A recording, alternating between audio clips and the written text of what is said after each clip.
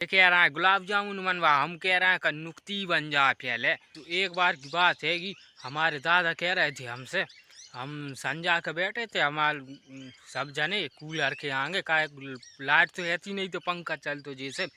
तो एक बार की बात है कि हमारे दादा जा कह रहे थे हमसे का बिन्ने उनकी दादा की मोड़ा को मोड़ी को उनने का ब्याह करो तो, और जमीन बेच के बिन्ने का ब्याह करो तो। और ब्याह में बिन्ने पता है तुम्हें का बनवा, ब्याह में गुलाब जामुन बनवाई थी। गुलाब जामुन तुम जाना था जो भी कार गोला गोला कारे कारे, तो आदमी ने का पात्रन में से ऐसा ढरका दी थी।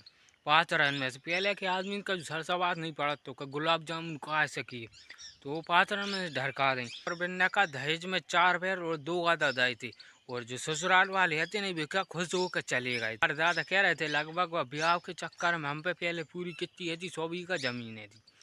तो वहाँ में से का करो जब 50 बीघा पहले ही भैंस बाँच दी, और 50 बीघा 40 बीघा जब ब्याह के चक्कर में बेच दी।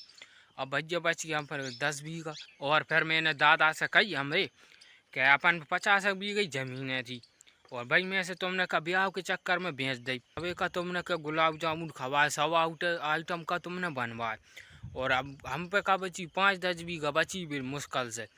और भाई में से हमें 10 जने और भाई जब में इसके सुखा होगा जिनने ब्याह के चक्कर में जमीन बेच। और हमारे ब्याह में हमारे दादा का कह रहे हैं गुलाब जामुन बनवाएंगे। अब जब बची कुछ ही और है 2 बीघा और बची 4-5 बीघा जो और मिट जाएगी फिर कर लो। कह रहा है गुलाब जामुन बनवा, हम कह रहे हैं कि नुक्ती बन जाए पहले।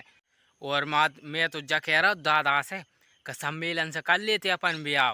कहे वो अब जब 2-4 बीघा और धरिए बाकी चक्कर में बाय और निपटा रहे, फिर मेड़न पे फिरेंगे अपन चारों पटात। और पार्ट 2 देख भी मत भूल जाइए साहब।